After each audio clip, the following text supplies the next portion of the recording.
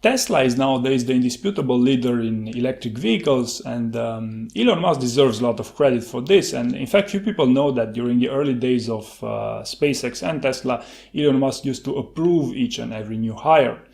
Now, as business evolved and Tesla has become, in Elon Musk's words, a proper car company, their hiring process have also evolved and are now corresponding to a more functional type of organization. And this is what I'm going to talk about in this video.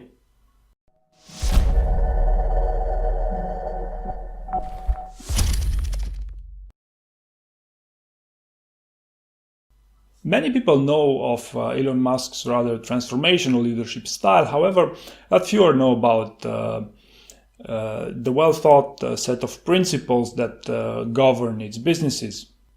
And the first such principle is to move fast. And this one really doesn't need much of explaining, especially if you watched Tesla in the past 3 or 4 years. There have been a lot of struggles to scale the business up and essentially meet production goal for essentially the Model 3.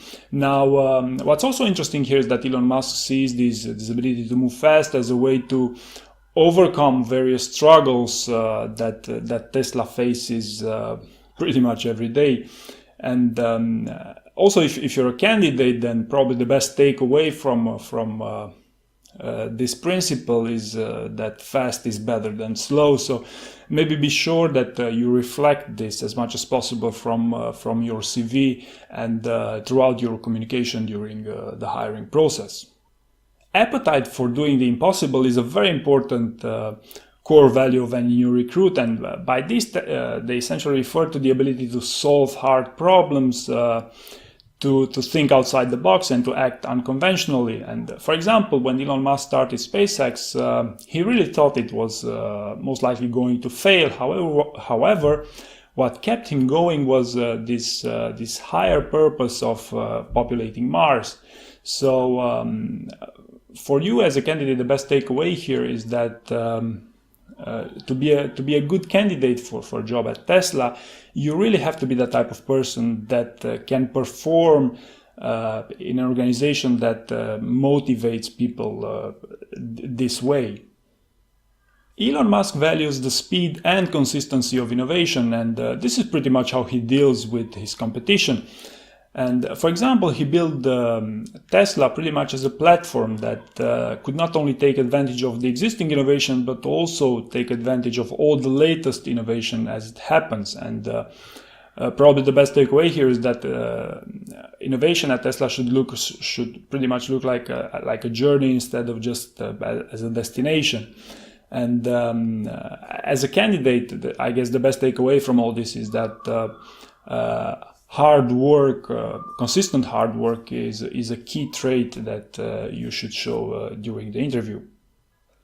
Reasoning from the first principles is a way of thinking that gave Tesla an edge over its competition from the early days.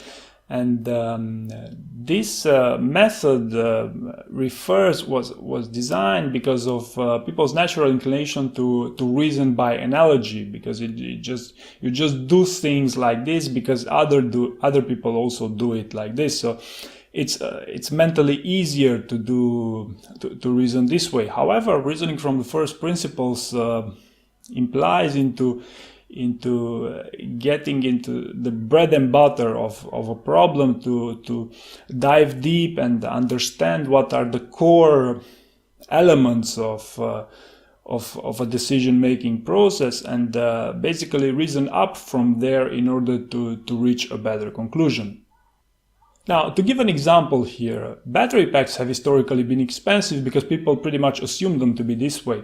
However, if you reason from first principles, you could eventually think first about the materials that go into the composition of a battery. Then you can eventually negotiate the price of those materials on various stock markets, and finally put up a team of great people to eventually build a better battery, like in the case of Tesla. And maybe one other example here is that pitfall of thinking by analogy, from the early days when just before the car was invented. So if people were thinking to build better horses, they would have never reached a car as a result. So all in all, as a candidate here, I guess the main takeaway is to probably use this reason from first principles keywords wherever you can, whenever humanly possible, but also to have this way of thinking whenever asked, especially a technical question.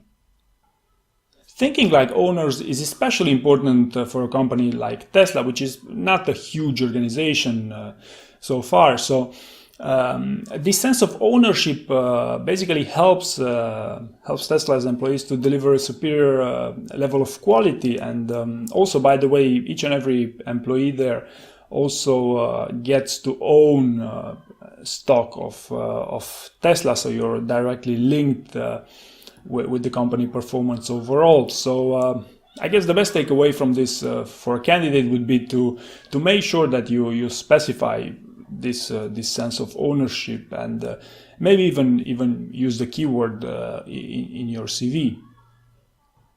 Attracting great people is by far the most important thing you could ever do to build a great company, and Elon Musk has been quite outspoken about these things throughout the years. And one interesting example I have here is when he first founded a company with his brother. They rented out a small office space that they also used to sleep, and they used to have a website which was online during the day, and they were coding on that website on the same computer that was acting as a server during the night. And Elon Musk is quite well known for pulling 100-hour work weeks consistently. So I guess as a candidate, the main takeaway here is that you should make sure that you are the type of person that can be part of a great team. And maybe even more interesting is to know that brilliant jerks are by far the easiest way to ruin a team.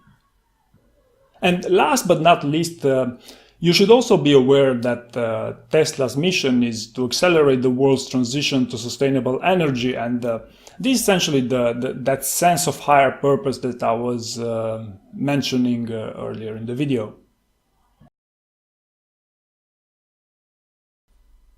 Now, if these things are not particularly important when a company is just starting up and hiring just a few employees, as one business grows, it becomes more and more important to hire the right type of people. And according to Tesla's head of recruiting, the four most important elements in any Tesla recruit is to be innovative, driven, collaborative, and trustworthy. These are the bread and butter of testing for cultural fit at Tesla. So needless to say that both your CV and all other communications must reflect this. And now, how can you prepare for these things? Well, in the case of the CV, it's pretty simple. You should take another look there and eventually insert a few keywords. Just make sure that you don't overreact with these things. Now, in the case of the communication, pretty much any story that you'll be telling anyone at Tesla should put you in this light, in this type of perspective. And I'm mainly talking about the behavioral part of the interview here, where they basically ask you questions. Tell me about the time that, so on, and I'll be giving you more examples a bit later in the video. In 2017 alone, Tesla received more than 500,000 applications for just 2,500 open positions. So you can imagine that they can afford to be picky with these things. Now, this being said, this year, 2018, they have as many as 46,000 employees by some estimates. So there are only two types of jobs at Tesla. That is production and non-production jobs. And Of course, the hiring process is tailored for each role in particular, but as a general layout, they all start with a conversation with the recruiter, with preliminary discussions about the role. Then especially for technical interviews, there will also be some tests, like for example, for software developers, you might receive an online test via a service like Codility.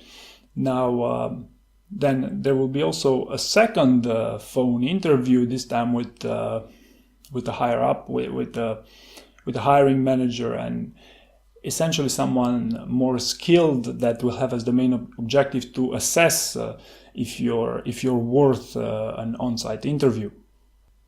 Then for the on-site interview, you'll most likely be asked to prepare a presentation of, for example, a successful project you've done in the past, and probably the best way to characterize this request is Tesla favors people that show instead of telling. Show, don't tell.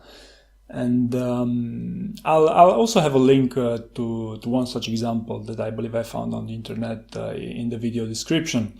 Then the on-site interview is done with a panel of around 6 people, which is, by the way, a great idea, because hiring by panel, by having a panel to interview, eliminates all sorts of unwanted biases. Then after the panel presentation and some Q&A, which usually take around half an hour, there will be some one-on-one discussions with members of the panel. Those will be essentially technical questions, but also a few behavioral questions. Also to be noted here is that if some member of the panel couldn't make it for the interview, they might also run an extra phone interview for that one-on-one that takes place after the presentation. Now, before going to the next section of explaining the behavioral interviewing questions and how to prepare for them, it should be noted that for the technical part of the questions, they apparently got a bit trickier nowadays, and this is most likely because Tesla has become a larger company, and they are transitioning from an old-fashioned organizational style to the functional organization that has people that are a lot more specialized on their own thing. And just one more note here is that if you go on Tesla's website, you see, despite the very good-looking front end, as soon as you'll apply for a job, you'll notice there's still some old-fashioned software that they use, and which is essentially not very friendly with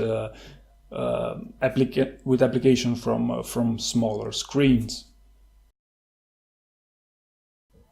Now, for the behavioral part of the interview, there are a few highlights that I would like to talk about here. First and foremost is the most asked question during the Tesla interview is why Tesla, and when considering an answer for this, just keep in mind Tesla's mission, that is to accelerate the world's transition to sustainable energy, as well as the 4 things that Tesla is looking for in any new recruit, that is innovative, driven, communicative, and trustworthy. Now, this being said, there are also a few other pretty standard questions that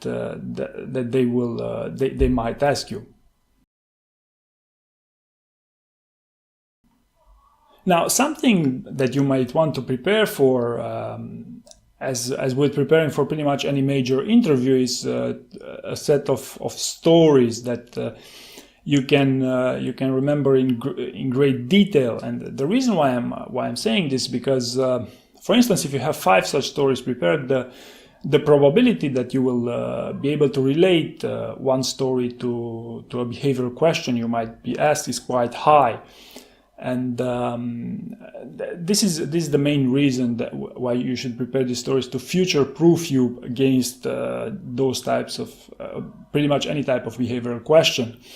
Now, how do you prepare for these stories? Is you simply write down as much as possible about each and every one of them, and then make a shorter version, but still a narrative version. Don't use bullet points here, of each of those stories, using, for instance, the star format. This is the most common way to.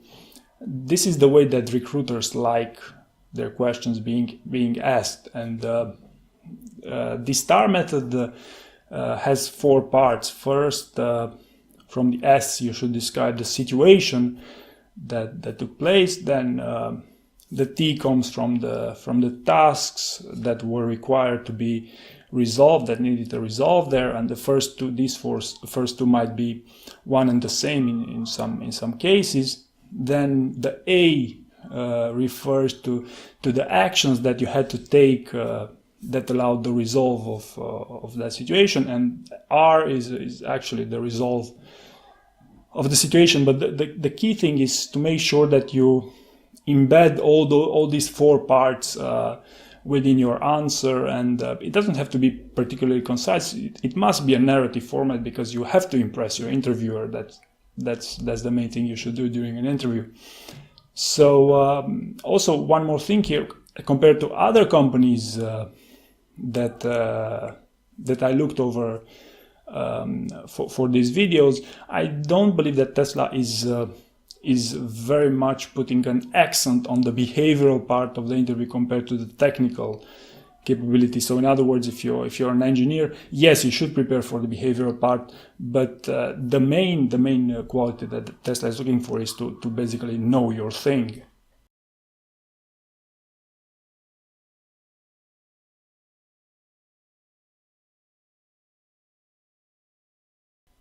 And by the way, speaking of questions here, you should also get prepared to ask them a few questions. And one method that I found particularly useful to brainstorming of what types of questions would be the best to ask is the 4 C's method, which essentially consists of asking questions from related to 4 domains. According to information that's publicly available on Glassdoor, the time it takes to hire someone at Tesla greatly depends on the role and on the need for that given position. For example, it took as much as 3 months to hire a technical writer there, and it took as little as 3 weeks to hire a software engineer, and they also hired a senior electrical engineer the next day, because most likely they had a need for that given role. So the hiring timeline there, I'm pretty sure that greatly depends on their given needs at that time. And I don't believe that is the best strategy of asking people there, how long will it take until I get hired? Because this is pretty much every time up to the employer, because that's their choice after all. So this is another question that it should really go without saying that this is very much up to the company how they address these things. And you see, I mean, looking online, I've seen people that were extremely satisfied with the hiring process at Tesla, but I've also seen otherwise. And it should be noted here that Tesla doesn't have a policy of answering to each and every candidate. Like, there are some companies that do, and there are some pretty big companies that actually do this. But the main takeaway here is that they may or may not answer. I've heard people saying that they answered the next day, and also I've heard people saying that they answered after 2 months. So there you go. By far, the best way to get pretty much any job is to get referred by somebody already working at that company, Tesla in this case. And of course, the second method is to go the traditional way through their website, which is not as bad as you may think, even if they get 500,000 applicants per year, because after all, Tesla is an engineering culture, so it should it should be a pretty straightforward process if you're the type of candidate that they are looking for. Now, and also the third option is they're also using recruitment agencies, and I'll also give you some examples, maybe also in the video description. Now, as I've been researching for this video, to me it looked like Glassdoor would be the best place to look for other people that applied for maybe a similar position that you're looking for. Also, Indeed seems to have also some questions and answers section, and then also Quora has some interesting bits of information. So according to someone on Indeed, you can apparently immediately reapply for a job at Tesla with the condition to not be the same job on the same team. So so long as you're applying to another department, I think you should be fine. Now, this being said, I would very much double check this if I could with, for instance, the recruiter that got you rejected, if they are willing to clarify on this more. Yes, Tesla has a very thorough drug screening process, and it's nationwide, and they will ask you to take it if you're selected for the on-site interview. So, according to their VP of hiring, Tesla reviews each and every resume by hand. So there is a human being screening each and every resume. So overall, as you'd expect, Tesla's hiring process is pretty much the same as with any other hugely successful business, with the highlights that they ask you to prepare that presentation before the on-site, and their quest to find people that are able to get the job done and to feel relatively comfortable with ambiguity. Also, Elon Musk, I'm sure that you already know, is a marketing machine, and part of marketing is also recruitment marketing. So more likely than not, a good size of his Twitter followers are also Tesla applicants. So finally here, I would also highlight that Tesla is still very much an engineering culture as opposed to an MBA culture. However, you should be aware that Tesla is changing and is evolving into a more functional organization, as I said multiple times during the video, and this basically means that they are more and more balancing their need to find people that are both a culture fit, but even more importantly nowadays, to be really good at that one thing that they should be doing.